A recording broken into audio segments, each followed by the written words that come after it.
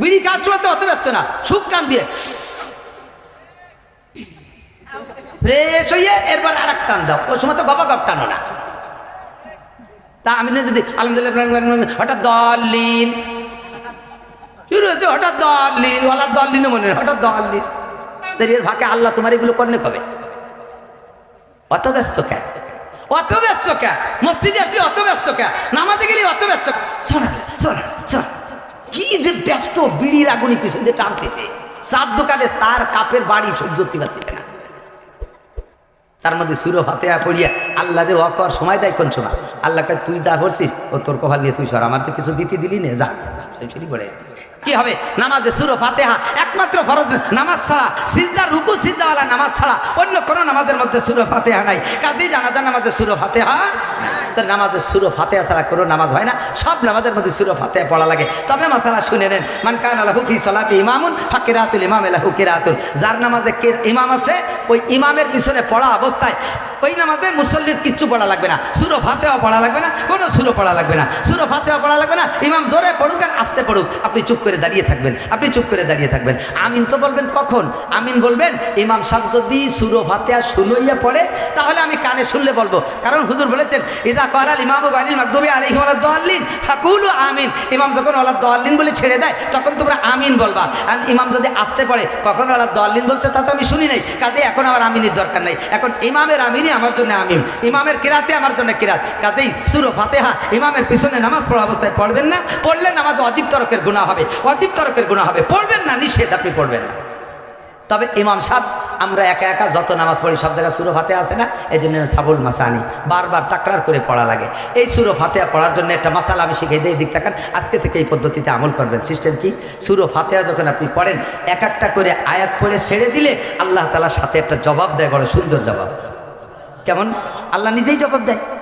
আপনি বলবেন আলহামদুলিল্লাহি রাব্বিল আলামিন, এরপরে ছেড়ে দেবেন। আল্লাহ শুনে খুশি হয়ে কয় হামিদানি আব্দি, আমার বান্দা আমার সামনে এসে আমার প্রশংসা করেছে, আমি বড় খুশি হয়ে গেছি। আল্লাহ এই কথা বলে জবাব দেয়। আর রহমানির রহিম বলার সাথে সাথে আল্লাহ কয় আতনা আলাইয়া আব্দি, এর মানেও তাই, আমার বান্দা আমার যথাপযুক্ত প্রশংসা করেছে। মালিক ইয়াউমিদ্দিন, বিচার দিনের মালিক কে? জোর হলো না? আল্লাহই বিচার দিনের মালিক। বলার সাথে সাথে আল্লাহ কয় সাদাকা আব্দি, ও আমার বান্দা আমার সামনে দাঁড়িয়ে সত্য কথা বলেছিস, এই জবাবটা আল্লাহ দেয়। এরপরে ইয়াকা নাবুদু, তোমারই ইবাদত করি। কার ইবাদত? এইটুকু আল্লাহর জন্য দিছি। এর পরের অংশ ওয়া ইয়াকা নাস্তাঈন, আল্লাহ আমার জিন্দেগিতে যা কিছু দরকার, কি দরকার আমি জানি না। বোঝেন এই কথা? আমার এই জীবনে কি কি দরকার সব কিন্তু আমি জানি না, সব প্রয়োজন আমি বুঝি না।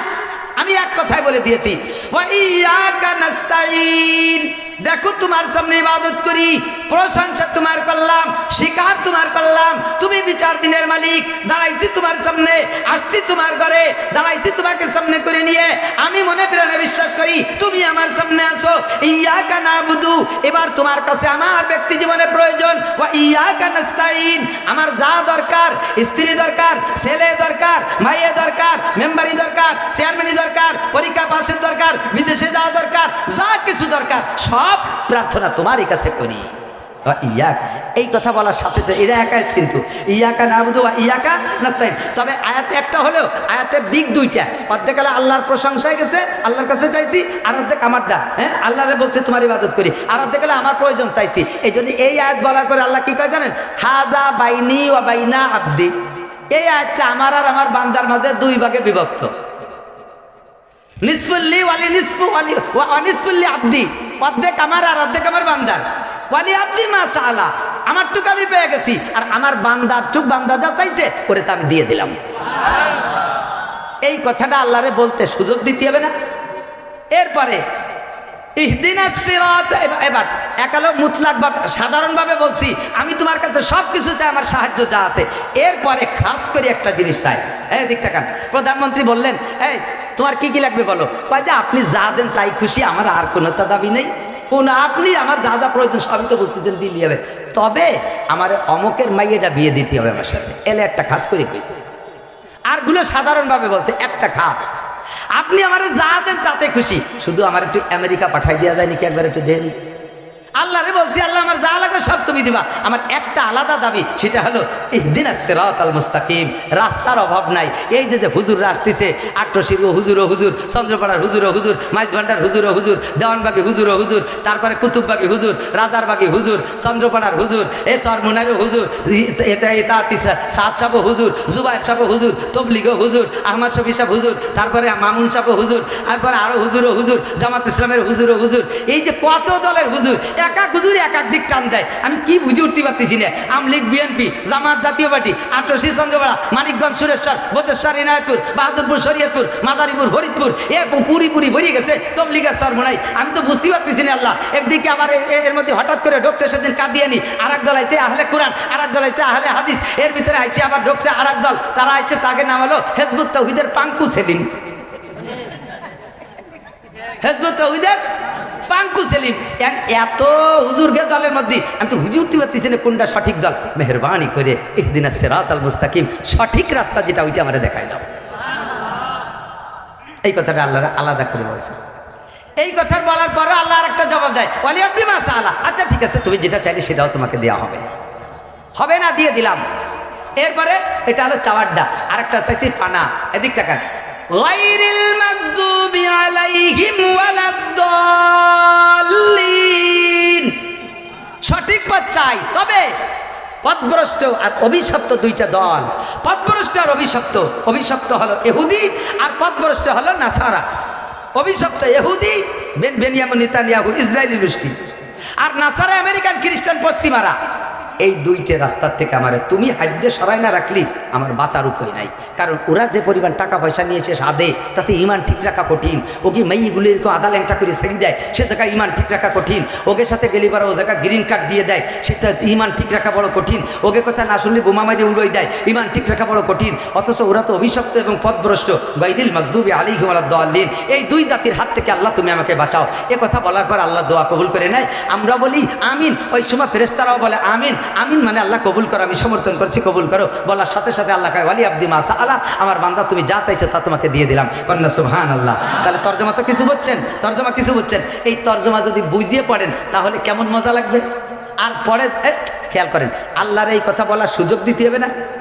তা আমি না যদি আলহামদুলিল্লাহ হঠাৎ দলিল শুরু হয়েছে, হঠাৎ দলিল ওয়ালা দলিল মনে হয়, হঠাৎ দলিল, এর ভাগে আল্লাহ তোমার এগুলো করলে কবে? অত ব্যস্ত কে? অত ব্যস্ত কে? মসজিদে আসলে অত ব্যস্ত কে? নামাজে গেলে অত ব্যস্ত কে? বিড়ি কাজ চলাতে অত ব্যস্ত না, সুখ কান দিয়ে ফ্রেশ হইয়ে এরপর আর এক টান দাও। ওই সময় তো গপ গপ টানো না, কথা কয় না। এই যুবক, ও বুড়ো, দুনিয়ার কোনো জায়গায় এত ব্যস্ততা না। নামাজের মধ্যে আপনি এক রিকাত পড়তে পড়তে উনি 4 রিকাত পড়িয়ে দুয়া মুনাজাত করিয়ে বাইরে যে 2 আঙ্গুলি সুন্নত শুরু হয়ে দিয়েছে। এরকম আছে না? ওরা জিজ্ঞেস করছে, এই হাঁটিস খাই কি হাঁটিস, একটা লাঠি দিতে পারে? জিজ্ঞেস করবেন তুমি এত তাড়াতাড়ি কয় যা পড়ার যেগুলো ওগুলো আমি আগে পড়িয়ে তুইছি, ওর মধ্যে খালি উঠা বসাটা করেছিল, ও আগে পড়িয়ে তুইছে, তাই ছাড়া এত তাড়াতাড়ি কিভাবে পড়ে? রুকুর মধ্যে শুনি, সিজদার মধ্যে কানে আসে 3 সময় সিজদা শেষ। কি কইলি? সুবহান রাব্বিয়াল আযীম, সুবহান রাব্বিয়াল আযীম, সুবহান রাব্বিয়াল আযীম, সুবহান রাব্বিয়াল আ'লা, সুবহান রাব্বিয়াল আ'লা, সুবহান রাব্বিয়াল আ'লা। কি যে ব্যস্ত, বিড়ির আগুনি পিছনে টানতেছে, চার দোকানে 4 কাপের বাড়ি সহ্য করতে পারতেছে না। তার মধ্যে সুরো ফাতিহা পড়িয়া আল্লাহরে ওয়াকর সময় দেয় কোন সময়? আল্লাহ কয় তুই যা করছিস ও তোর কপাল নিয়ে তুই সর, আমার তো কিছু দিতে দিলি না, যা সেটি পড়ে। সুরোওয়ালার দল নি না গয়নির মাগদুবি পড়ছিস, তুই এই হুদনাসারাকে ভক্ত এই থাকবি, আমার তো কিছু করতেই দিলি না। আমি তো বলবো যে ওয়ালি আব্দি মা সাআলা, তুই যা চাইছিস দিয়ে দিলাম। এই আবার কথা